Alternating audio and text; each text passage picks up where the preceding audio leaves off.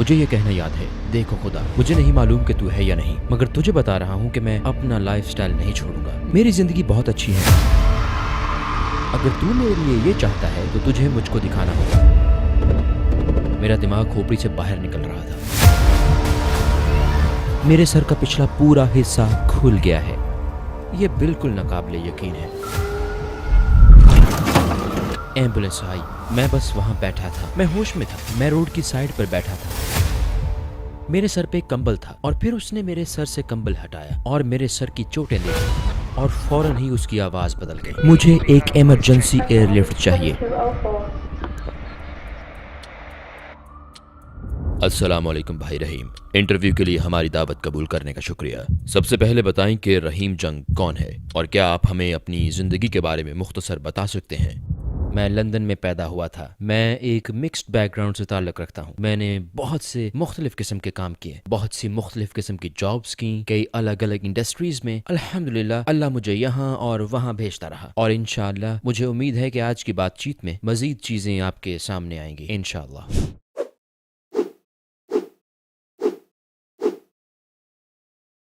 پہلے آپ کی زندگی کیسی تھی؟ ان دنوں شاید میرا کسی ذات پر ایمان نہیں تھا، میری پرورش میں کہوں گا کہ بہت ہی کھلے ذہن کے ماحول میں ہوئی۔ میرے والد اسلام پر یقین رکھتے تھے مگر وہ روایتی اسلام کو نہیں مانتے تھے جیسے کہ ہم اسے سمجھتے ہیں، جس طرح میں اب اسے سمجھتا ہوں۔ میری ماں مذہب سے بھرپور نفرت کرتی تھیں، پہلے ان کی شادی کسی آئرش مرد سے ہوئی تھی، پھر انہیں طلاق ہو گئی اور کیتھولک مذہب میں طلاق کی اجازت نہیں ہے، لہٰذا انہیں خارج کر دیا گیا، کیتھولک مذہب سے نکال دیا گیا۔ پھر جب وہ میرے والد سے ملی تو لوگوں نے اس بات کو قبول نہیں کیا، انہوں نے مذہبی لوگوں کو دیکھا اور ان میں منافقت نظر آئی۔ والدہ نے ان کو ہمیشہ دوسروں کو سکھانے مگر خود عمل نہ کرنے والا پایا، تو ہم ایسے ماحول میں بڑے ہوئے جہاں گھر میں کوئی حقیقی مذہب نہیں تھا، ہمیں بس اپنا کردار اچھا بنانا، معاملات اچھے رکھنا، طور طریقے اچھے بنانا سکھایا جاتا تھا، مگر مذہب کی کوئی اہمیت نہیں تھی۔ اور اگر میں اب اس وقت سوچوں تو شاید مجھے کبھی کبھی شک پیدا ہوتا تھا کہ خدا ہے بھی یا نہیں، یا کوئی مذہب ہے یا اس طرح کی کوئی چیز ہے یا نہیں، اور میرا یہ یقینی ایمان نہیں تھا کہ ہمیں کسی عقیدے کو ماننے کی ضرورت ہے۔ تو کیا آپ ہمیں اپنی جوانی کے زمانے کے بارے میں بتائیں گے؟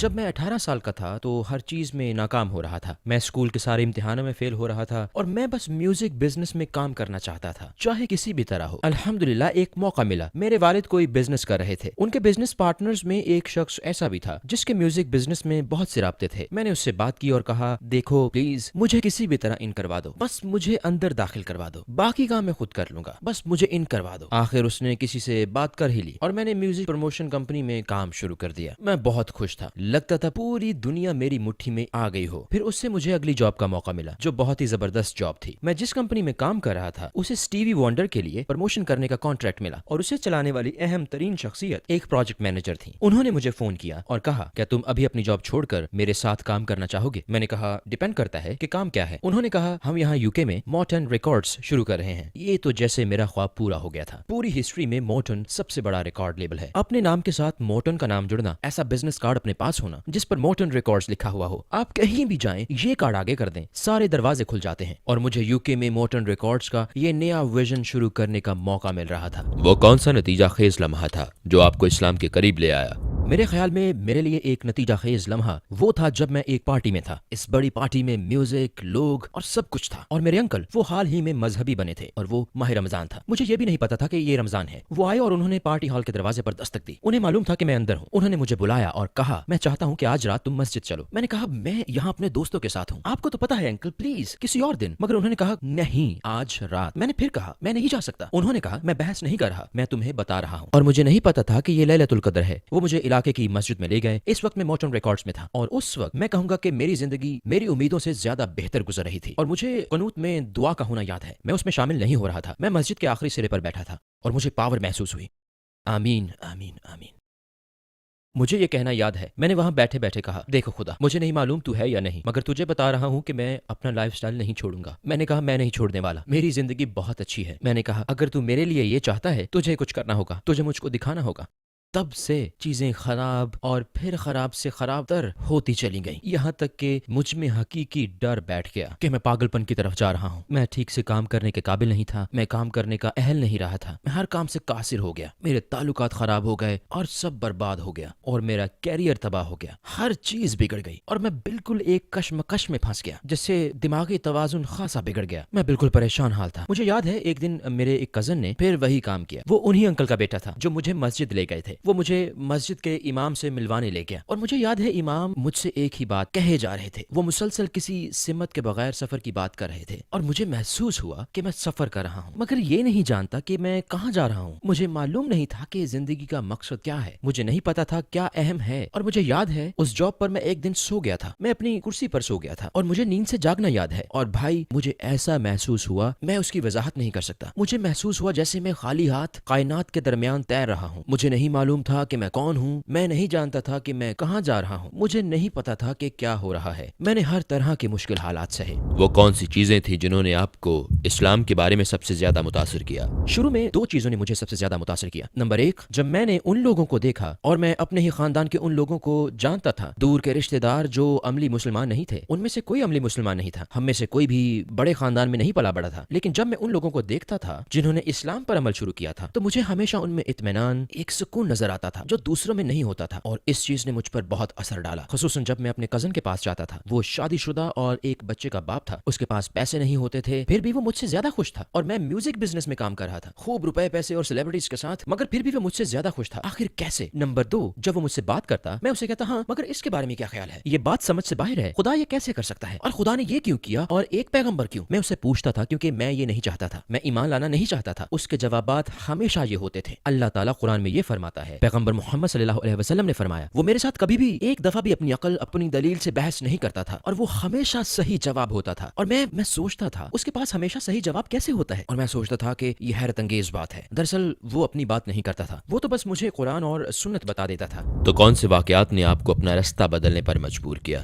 مجھے وہ لمحہ یاد ہے. وہ لمحہ جب ہر چیز بدل گئی. میں آپ کو تاریخ بتا سکتا ہوں. 5 اکتوبر 1993 میں کچھ دوستوں کے ساتھ ایک بار میں تھا اور مجھے محسوس ہوا کہ ایک پینک اٹیک ہو رہا ہے. پہلے میرے ساتھ اس طرح کی کوئی کیفیت نہیں ہوئی تھی. میں وہاں سے بھاگ جانا چاہتا تھا اور پھر میں نے سوچا میں کہاں بھاگ رہا ہوں اور جب میں وہاں پہنچوں گا تب بھی یہی کیفیت محسوس کروں گا. مجھے محسوس ہوا جیسے زمین کھل گئی ہو اور وہ مجھے نگلنے والی ہو. اس طرح کا احساس تھا. میں گاڑی چلا کر گھر آ گیا. مجھے یہ بھی نہیں پتا کہ میں گھر کیسے پہنچا. پہلی مرتبہ میں نے دعا کی اور مجھے نہیں پتا تھا کہ میں کیا کہہ رہا ہوں. مجھے نہیں معلوم تھا کہ میں کیا کر رہا ہوں. لیکن سب سے مزاحیہ بات یہ ہے اس چیز نے بتایا کہ میں اپنی زندگی میں کہاں کھڑا ہوں. میں نے کہا اے خدا پلیز میری مدد کریں. اور پھر میں نے ایک معاملہ کر لیا. میں نے کہا دیکھیں اگر آپ مجھے ابھی بچا لیں اگر آپ مجھے پاگل ہونے سے بچا لیں تو میں 2 ہفتوں کے لیے ہر حرام چیز چھوڑ دوں گا. میں نے یہ اس لیے کہا کیونکہ اس سے زیادہ عرصے تک میرے لیے یہ سب چھوڑنا ناممکن تھا. اور پھر میں نے کہا نہیں یہ کافی نہیں ہے. میں نے کہا خدا اگر آپ مجھے بچا لیں میں سب حرام چیزیں 1 مہینے کے لیے چھوڑ دوں گا. پھر میں نے کہا نہیں یہ بہت لمبا عرصہ ہے. یہ بہت لمبا. پھر میں نے کہا 3 ہفتے. ہاں ٹھیک ہے میں مطمئن ہو گیا 3 ہفتے. میں نے کہا خدا اگر آپ مجھے ابھی بچا لیں تو میں ہر حرام چیز اگلے 3 ہفتوں کے لیے چھوڑ دوں گا. میں کسی حرام چیز کو نہیں چھوؤں گا. وہ پہلا دن تھا جب میں نے حرام چھوڑنے کا فیصلہ کیا تھا. اور ظاہر ہے 3 ہفتے بعد میں بری حالت میں تھا. میں تب بھی بہتر نہیں تھا. پھر میں نے کہنا شروع کیا کیونکہ اس وقت تک میں نے دعا مانگنی شروع کر دی تھی اور میں نے قرآن بھی کھول لیا تھا. مجھے پہلی مرتبہ قرآن کھولنا یاد ہے اور ظاہر ہے مجھے اپنی زندگی کی اہم ترین آیات میں سے ایک آج تک یاد ہے. فَإِنَّ مَعَ الْعُسْرِ يُسْرًا إِنَّ مَعَ الْعُسْرِ يُسْرًا. تم اس وقت جس مشکل میں ہو وہ ختم ہو جائے گی اور مجھے اس پر رک جانا یاد ہے. اس پر ٹھہر جانا یاد ہے. ہر چیز کی طرح میں اس آیت پر ٹھہر گیا تھا کہ شاید اس مشکل کے بعد کچھ آسانی آنے والی ہے. کون سی بات نے آپ کو یقین دلایا کہ اسلام 100% سچا ہے؟ میں آپ کو سچ بتاؤں گا. میرے خیال میں جب آپ میری طرح کئی مختلف نظریاتی بیک گراؤنڈز کے ساتھ پلے بڑھے ہوں بلکہ ابھی بھی میرا بھائی ایگنوسٹک یا شاید ایتھیسٹ ہے. میری بہن بدھسٹ ہے اور میرے سسر یہودی ہیں. میری ساس ایتھیسٹ تھیں. میرے خاندان کے قریب ترین لوگ یا ان میں سے زیادہ تر مذہبی نہیں تھے اور میرے بہت سے قریب ترین دوستوں کا بھی یہی حال ہے. لیکن میرے نزدیک ایمان کا سفر ایک مسلسل سفر ہے. اسے مسلسل آزمایا جاتا ہے اور شیطان ہر وقت وسوسے پیدا کرے گا. تو میں ایمانداری سے کہوں گا کہ میرا سفر سیدھا نہیں رہا. سیدھا اور بالکل سیدھا ایمان اوپر نیچے ہوتا رہا ہے. اور پھر مشکلات کے دن جن کا مجھے سامنا ہوا جب میں سوچ میں پڑ گیا کہ میں اسلام کے صحیح ویژن کو فالو کر رہا ہوں یا نہیں. کیا اتنا زیادہ مذہبی بننا واقعی ضروری ہے یا شاید یہ چھوٹے گناہ ہونا اتنی بری بات نہیں ہے یا پھر شاید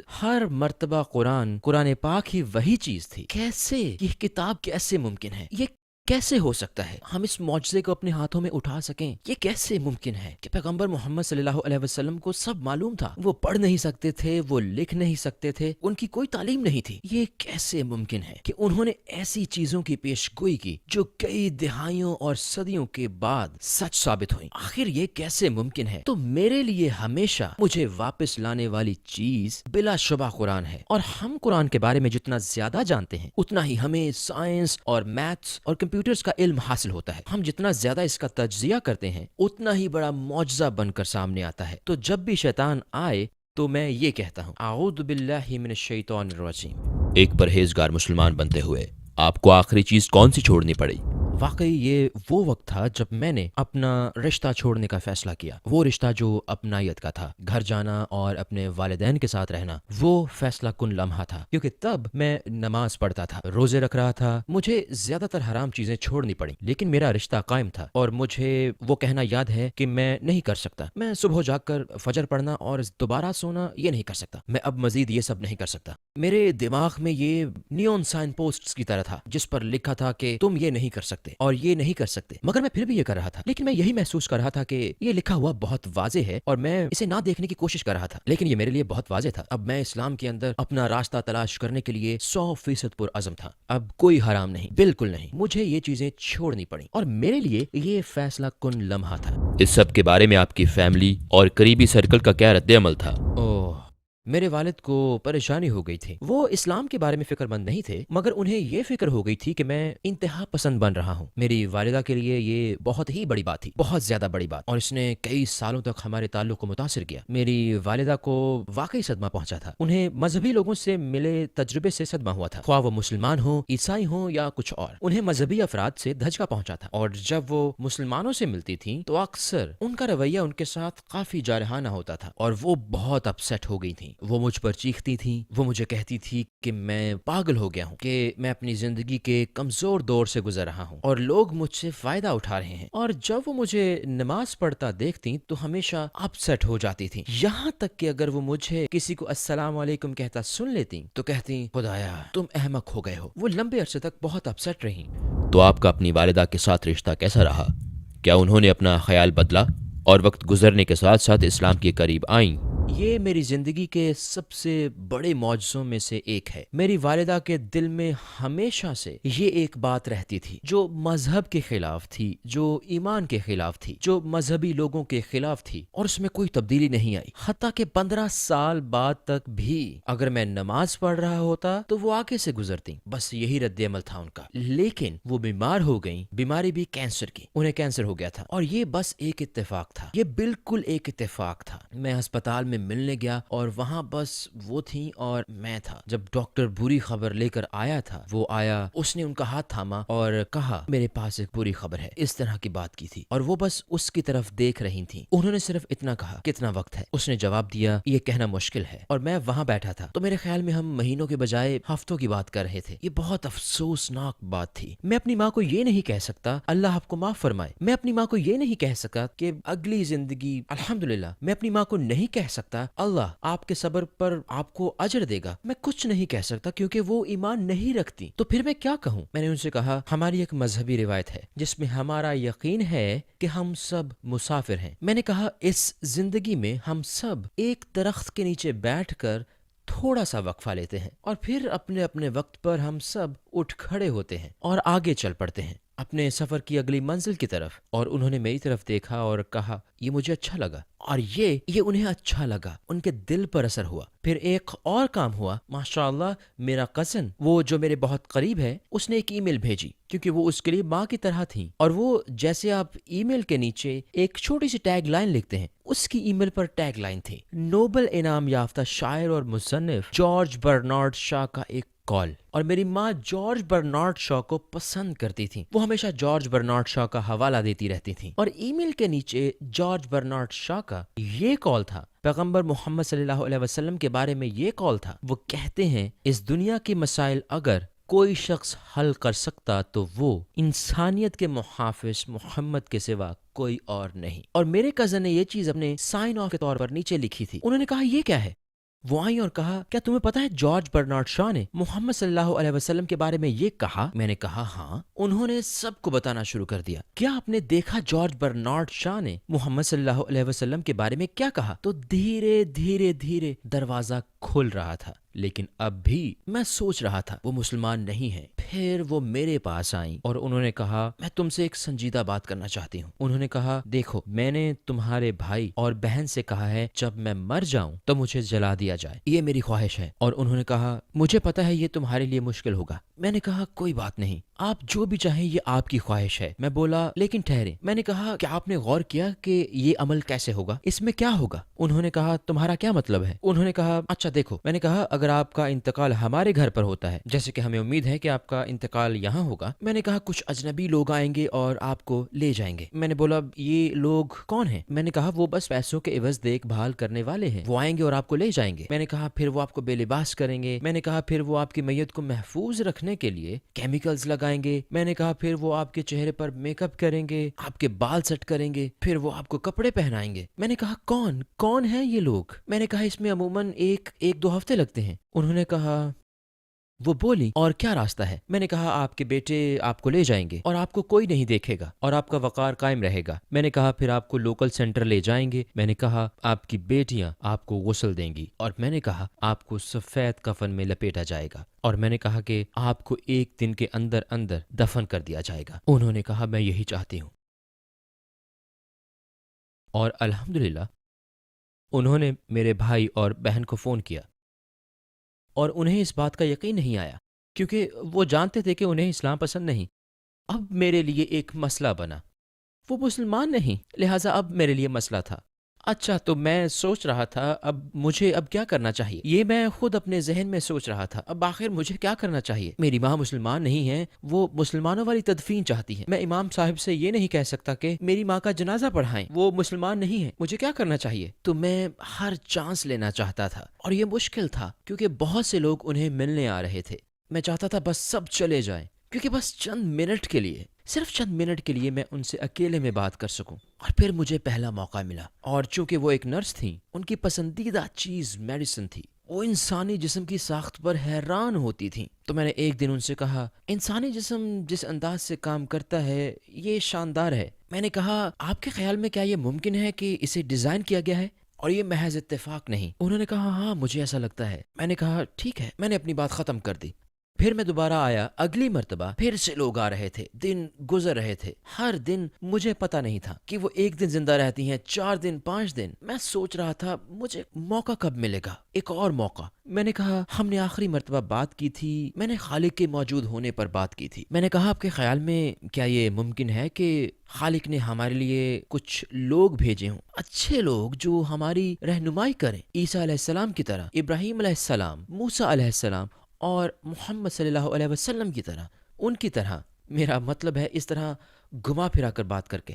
میں بہت ڈرا ہوا تھا کہ وہ کہیں گی نہیں نہیں نہیں۔ انہوں نے کہا ہاں میرا خیال ہے یہ ممکن ہے۔ اب میرے من میں آیا یہ کافی ہے، کیونکہ مجھے ڈر تھا اگر میں ان سے کہوں کلمہ شہادت پڑھیں تو وہ کہیں گی کیا میں یہ نہیں پڑھوں گی اور پھر میں پھنس جاؤں گا۔ میں نے دل میں سوچا یہ کافی ہے، الحمدللہ میں امام صاحب کو بتاؤں گا، انہوں نے کہا ہے کہ میں اللہ کو مانتی ہوں اور یہ کہ محمد صلی اللہ علیہ وسلم کو مانتی ہوں، الحمدللہ یہ کافی ہے، ہم انہیں دفن کر سکتے ہیں۔ تو میں نیچے آیا اور میں نے اپنے بیٹے اور بیوی کو بتایا۔ میں نے کہا الحمدللہ، انہوں نے کہا کہ وہ اللہ کو مانتی ہیں، انہوں نے کہا کہ وہ پیغمبروں کو مانتی ہیں، یہ کافی ہے۔ میرا بیٹا اس نے کہا یہ کافی نہیں، یہ کافی نہیں۔ میں نے کہا ٹھہرو، اس نے کہا مجھے جا کر بات کرنے دیں۔ میں نے کہا نہیں نہیں، کیونکہ اگر انہوں نے نہ کر دی تو پھر ہم پھنس جائیں گے۔ وہ اوپر گیا، مجھے لگا جیسے وہ 5 گھنٹے سے اوپر گیا ہوا ہے۔ میں دائیں سے بائیں واک کر رہا تھا اور پھر وہ واپس آیا اور مجھے نہیں پتا کہ وہ کتنی دیر اوپر رہا۔ میں نے کہا کیا ہوا؟ اس نے کہا کوئی مسئلہ نہیں، انہوں نے کلمہ شہادت پڑھ لیا۔ اللہ اکبر! تو ماشاءاللہ انہوں نے عربی میں کلمہ شہادت پڑھا۔ الحمدللہ یہ میری زندگی کا سب سے بڑا معجزہ ہے اور وہ مسلمانوں کے قبرستان میں دفن ہے، الحمدللہ الحمدللہ۔ अस्सलाम वालेकुम भाइयों और बहनों, हमने देखा है कि हमारे 80% नाजरीन बाशुमूल इस वीडियो के ने हमारे चैनल को सब्सक्राइब नहीं किया है। जैसा कि आप जानते हैं, हम एक गैर मुनाफा बख्श तंजीम है और हमने अपनी वीडियोस पर एड्स बंद रखी हैं। लिहाजा हम सिर्फ इसलिए कह रहे हैं ताकि सच्चाई को फैलाया जाए। ये एक छोटा सा अमल लग सकता है, लेकिन इंशाअल्लाह ये बहुत से लोगों के लिए रहनुमाई का जरिया होगा। आइए अब सब्सक्राइब बटन पर क्लिक करें और एक साथ चलें अब्दियत की तरफ। इस्लाम पर अमल करने के बाद आपको सबसे बड़े कौन से चैलेंज का सामना था? मेरे लिए सबसे बड़ा मसला था कि मुझे पता था कि म्यूजिक बिजनेस में वापस नहीं जा सकता। वो मेरा ख्वाब था, वो मेरी जिंदगी था, मेरा कैरियर था। मुझे बस इतना पता था, मैंने कोई और काम नहीं किया था, मैंने कोई और जॉब नहीं की थी। मैंने दूसरी नौकरियां की, जैसे डिलीवरी और पिज्जा। मैं पिज्जा डिलीवरी करता था और मैंने टैक्सी चलाई और ये सब किया, लेकिन मेरा बाकायदा कैरियर सिर्फ म्यूजिक था। तब मुझे पता था मैं इस इंडस्ट्री में वापस नहीं जा सकता, क्योंकि ये मेरा ज्यादातर काम नाइट क्लबों में होता था। मैं वहां वापस जाने से डरता था, क्योंकि मेरे लिए या ये था या वो था, और अगर मैं वापस वहां जाता तो मेरा इस्लाम खत्म। मैं ये जानता था, और मेरे लिए ये सबसे मुश्किल चीज थी। मुझे दोबारा शुरुआत करनी थी, बगैर किसी तालीम के, बगैर तजुर्बे के। मुझे नया कैरियर तलाश करना था, नए रास्ते पर बढ़ना था। ये मुश्किल काफी अरसा बरकरार रही। मुझे नहीं पता था मुझे क्या करना है। इस्लाम से पहले आपकी जिंदगी का मकसद क्या था और इस्लाम के बाद क्या है? इस्लाम से पहले जिंदगी का मकसद कोई मकसद नहीं। मुझे इमाम साहब ने भी यही कहा था, बगैर किसी सिमत सफर करना। आप बस सिर्फ थे, आप एक जानवर की तरह होते हैं। जानवर क्या करते हैं? जब जानवर भूख महसूस करते हैं तो खाते हैं। जानवर को बाथरूम की हाजत होती है, वो बाथरूम करता है। जानवर को डर लगता है तो वो डरता है। जानवर को गुस्सा आता है तो वो शोर मचाता है। बस अपने नफ्स की मानता है, बस अपनी ख्वाहिशात के पीछे दौड़ता है। एक जानवर बस ये कुछ करता है। अल्हम्दुलिल्लाह, अल्लाह ने उन्हें ऐसा ही बनाया है, कोई मसला नहीं। बगैर हिदायत के हम यही कुछ करते हैं। हम हर नई चीज से मुतासिर होते हैं और वैसा करते हैं। मैं भी अपनी जिंदगी में यही कुछ कर रहा था, खुशियों के पीछे दौड़ रहा था। लुत्फ हासिल करना, अपने माहौल के मुताबिक चलना, मेरा मतलब है अपने साथ वालों की तरह करना। अल्हम्दुलिल्लाह, इस्लाम के साथ आपका नुक्ता नजर दायमी होता है। ये मुझे हर चीज का तरीका सिखाता है। मैं बाथरूम जाता हूँ तो मेरा एक मकसद होता है। मैं अपने टेबल के सामने बैठता हूँ तो मेरा एक मकसद होता है। क्या मैं सलीके से बैठ रहा हूँ? क्या मैं किसी को डिस्टर्ब तो नहीं कर रहा? क्या मैं दाएं हाथ से खाना खा रहा हूँ? आपका एक मकसद और एक सिमत होती है, जो आपके नफ्स की तरफ से नहीं होती, बल्कि अल्लाह की तरफ से हिदायत पर मबनी और मुतय्यन होती है। क्या आपने कोई गैर मामूली वाक़या नोट किया जहां आपने महसूस किया हो कि अल्लाह ताला से आपका खास ताल्लुक है, खास तौर पर उसकी तरफ से तहफ़्फ़ुज़ के हवाले से? अपनी मुंतखब करदा चीज़ों से नहीं, अल्लाह की हिदायत से। अल्हम्दुलिल्लाह, मेरी खुशकिस्मती है कि मैंने बहुत सी मुस्लिम चैरिटीज़ के साथ काम किया। मैंने हमेशा सदक़े के मौजज़े देखे हैं। मैं एक चैरिटी डिनर पर था और इस डिनर पर एक ख़ास मकसद के लिए चंदा जमा किया जा रहा था। मैं आपको बताऊंगा कि वो मकसद क्या था। मेरा इरादा था कुछ रकम अतिया करने का, और मैं कुछ रकम अतिया करने के लिए तैयारी करके आया था, और मुझे मालूम था कि ये एक चैरिटी डिनर है। मैंने अपनी बीवी से कहा, देखो ये एक बड़ी मुनफरद चीज है, सोचो हम एक शख्स को बचाएंगे। दरअसल इतनी रकम से हम सिर्फ एक को बचाएंगे। और मैंने कहा थोड़ा ज्यादा देते हैं। उसने कहा ठीक है, ज्यादा दे दो। जितनी रकम देने का हमारा इरादा था, हमने उसका 6 गुना दिया। कुछ दिन बाद मैं एक ट्रिप पर जा रहा था। हम न्यूजीलैंड और ऑस्ट्रेलिया में कुछ वीडियोस बना रहे थे और कुछ चैरिटी का काम कर रहे थे। न्यूजीलैंड में वापसी पर हमारे पास एक इजाफी दिन था, जिस पर हम घूमने निकले और खूबसूरत गारों को देखने गए। उन्हें मावरी गारें कहते हैं। हम वहां से वापस आ रहे थे कि एक हादसा पेश आया। गाड़ी का दरवाजा खुल गया और मैं उड़ता हुआ कार के दरवाजे से बाहर जा गिरा। गाड़ी 100 किलोमीटर फी घंटा की रफ्तार पर थी और मैं सीधा सर के बल जमीन पर गिरा था। मेरा दिमाग मेरी खोपड़ी से बाहर आ रहा था। मेरे सर का पिछला हिस्सा खुला हुआ था। ये नाकाबिले यकीन था, क्योंकि मेरा सर जमीन पर कई बार लगा। मेरा सर लगता गया। मुझे याद है जब नर्स आई, जब एम्बुलेंस आई, मैं वहां बैठा हुआ था। मैं होश में था। मैं रोड की एक साइड पर बैठा हुआ था। मेरे सर पर एक कंबल था और मुझे याद है उसने सबसे पहले मेरी कमर से कंबल उठाया। मेरी कमर की सारी जिल्द गायब थी और उसके तासुरात जैसा कि नर्सों के होते हैं, वो जज्बात पर काबू पाने की कोशिश कर रही थी। उसने कहा ये ठीक हो जाएगा, और फिर उसने मेरे सर से कंबल उठाया और उसने मेरे सर की चोटें देखी तो फौरन ही उसकी आवाज बदल गई और उसने कहा मुझे इमरजेंसी एयरलिफ्ट चाहिए, हमें अभी हेलीकॉप्टर एयरलिफ्ट चाहिए। रोड की साइड पर यहाँ सर की शदीद चोट है, मुझे अभी इमरजेंसी एयरलिफ्ट चाहिए। और उन्होंने एक हेलीकॉप्टर भेजा और मुझे हेलीकॉप्टर के जरिए ले जाया गया। हादसे के वक्त से लेकर अब तक अल्लाह जानता है मैं पुरसकून था। मेरा दिल मुतमईन था, मुझे जो भी डॉक्टर मिला उसने मुझे यही कहा। उन्होंने कहा तुम मौजज़ाती तौर पर बचे हो। जब मैं अस्पताल में था तो वो मेरे दिमाग को होने वाले नुकसान का अंदाजा लगा रहे थे। उन्होंने कहा दिमाग को किसी किस्म का नुकसान नहीं पहुंचा, और मन ही मन में मुझे 100% पता था कि वो मौजज़ा क्या था, क्योंकि वो फंड रेजिंग वाला डिनर जो मेरे न्यूजीलैंड और ऑस्ट्रेलिया के निकलने से कुछ दिन पहले की बात है, वो गजा के लोगों के लिए था। ये 2014 की बात है, और अगर आपको 2014 में गजा पर हमला याद है, ये डिनर ब्रेन प्रेशर सेंसर के लिए था। जब गजा के लोगों को ब्रेन इंजरीज होती थी तो ये फंड उनके दिमाग के नुकसानात से बचाने के लिए था। अतियात उन्हीं के लिए जमा किए जा रहे थे, ये उनके तहफ़्फ़ुज़ के लिए थे। और मैंने अपनी बीवी से कहा था, जरा सोचो, हम एक आदमी को ब्रेन के नुकसान से बचाते हैं। मैं जानता था, मैं 100% जानता था कि मेरे अतिये ने मुझे बचा लिया। अल्हम्दुलिल्लाह, वो मेरा सदका था। पैगंबर सल्लल्लाहु अलैहि वसल्लम की कौन सी आदत हुस्ना ने आपको सबसे ज्यादा मुतासिर किया? दरअसल 2 बातों ने। वो एक पैगंबर और एक बादशाह भी हो सकते थे, उन्हें इसका इख्तियार हासिल था। वो हजरत दाऊद अलैहिस्सलाम और हजरत सुलेमान अलैहिस्सलाम की तरह रह सकते थे। वो बादशाह बनकर महलों में रह सकते थे और दुनिया की सारी दौलत पा सकते थे, और फिर भी वो अल्लाह के हबीब ही रहते। ये उनकी जाती पसंद थी कि उन्हें इस दुनिया से कतन कोई लगाव नहीं था। उनके पास जो कुछ था वो उन्होंने बांट दिया। अल्लाह के रसूल सल्लल्लाहु अलैहि वसल्लम ने गरीब रहने की दुआ की, मस्कीनों के साथ रहना पसंद किया, और उन्होंने फरमाया मैं इस दुनिया में उनके साथ रहूंगा और आखिरत में भी उनके साथ रहूंगा। सुभान अल्लाह, कैसा किरदार है, कोई उन जैसा कैसे हो सकता है। सुभान अल्लाह। और मुझे माफ कीजिएगा, और उनकी रहमत, उनकी शफकत, उनका रहम, ये कैसे मुमकिन है कि एक आदमी जो आप पर कचरा फेंकता है और आप उसके लिए परेशान हो, आप उसकी तंदुरुस्ती के लिए परेशान हो। औरत कचरा फेंक रही है और आप उसकी वेलफेयर, उसकी तंदुरुस्ती के बारे में फिक्रमंद हैं। एक इंसान के दिल में ये कैसे मुमकिन है? रहमत का ये आलम, जज्बात का ये आलम, ये कैसे मुमकिन है कि जब आपके इंतहाई अजीज रिश्तेदार, वो लोग जो आपके बहुत करीब हों, आपके बेहतरीन दोस्तों पर तशद्दुद किया गया और कत्ल कर दिया गया, ये कैसे मुमकिन है? आप इंतकाम नहीं लेना चाहते और आप सबको माफ कर देते हैं। सुभान अल्लाह, रहमत का क्या आलम है, उनके दिल की नरमी का आलम। सुभान अल्लाह। आप इस वक्त किस किस्म के प्रोजेक्ट कर रहे हैं? जैसा कि मैंने कहा, अल्लाह ने मुझ पर बड़ा करम किया है। मैं इस वक्त मुतअद्दिद चैरिटीज़ के साथ काम कर रहा हूँ। मैं रीड फाउंडेशन नामी एक चैरिटी का सफ़ीर हूँ। वो तालीम के शोबे में महारत रखते हैं, तो वो शामी पनाह गुज़ीरों के लिए काम कर रहे हैं। उनका एक सिलसिला है जिसे बस में स्कूल कहते हैं, क्योंकि कैंपों में कोई स्कूल नहीं होता, तो उन्होंने एक बस बनाई है जो कि एक स्कूल है, और ये बस पनाह गुज़ीरों के सारे कैंपों में जाती है और कैंपों में मौजूद बच्चों के लिए मुकम्मल फ़ाल क्लासरूम्स फराहम करती है। अल्हम्दुलिल्लाह, मैं इस प्रोजेक्ट में शामिल हूँ, और मैं इस्लाम चैनल के साथ भी काम कर रहा हूँ, और जल्द ही एक पॉडकास्ट शुरू करने वाला हूँ। तो अल्हम्दुलिल्लाह, मैं जल्द इस पर काम शुरू करना चाहता हूँ, क्योंकि हम इस चीज़ पर काम कर रहे हैं कि ये देखने में कैसा लगेगा, और मुमकिन है कि सीरत पर एक ऑडियो बुक भी पेश करें। यूके में अंग्रेजी जुबान में एक किताब लिखी गई है जिसका नाम द सिंपल सीरा है। ये गैर मजहबी लोगों के लिए है, या ऐसे लोगों के लिए जो मजहब पर थोड़ा बहुत अमल करते हैं, जो सीरत तैयबा के बारे में ज्यादा नहीं जानते, और वो एक ऑडियो बुक चाहते हैं, और वो इस हवाले से मेरे बारे में सोच रहे हैं। तो इंशाअल्लाह ऑडियो बुक की आवाज़ों में एक आवाज़ मेरी भी शामिल होगी। अल्हम्दुलिल्लाह।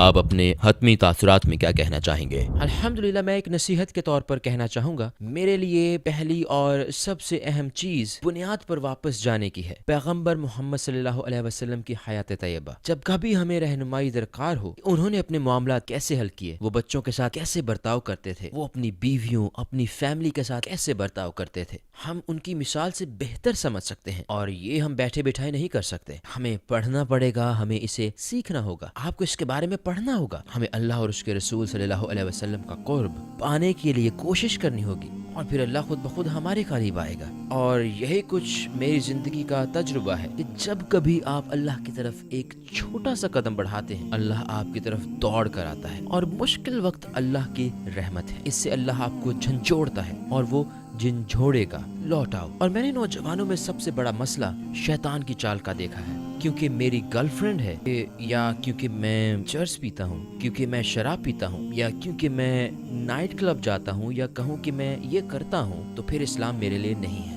ये नहीं हो सकता, मैं ईमान वाला होकर ये सब नहीं कर सकता। یہ ایک جھوٹ ہے. اسلام سب کے لیے ہے. در حقیقت اسلام ہے ہی گناہگاروں کے لیے. اسلام ہارے ہوئے لوگوں کے لیے ہے. یہ ان کے لیے ہے جن کے پاس کچھ نہیں. یہ ان کے لیے ہے جن کا خیال ہے کہ ان کی امید دم توڑ چکی ہے. وہ اللہ ان کے لیے موجود ہے. اللہ ہمیشہ موجود ہے, ہمیشہ. تو اگر آپ سب کچھ نہیں کر سکتے تو ہاتھ پر ہاتھ رکھ کر نہ بیٹھیں, کچھ نہ کچھ کریں. جو کچھ آپ کر سکتے ہیں بس دروازہ کھلا رکھیں. حتیٰ کہ آپ محض ایک قدم ہی کیوں نہ لے رہے ہوں, بس وہ قدم اٹھائیں انشاءاللہ, اور اللہ آسانیاں پیدا فرمائے گا.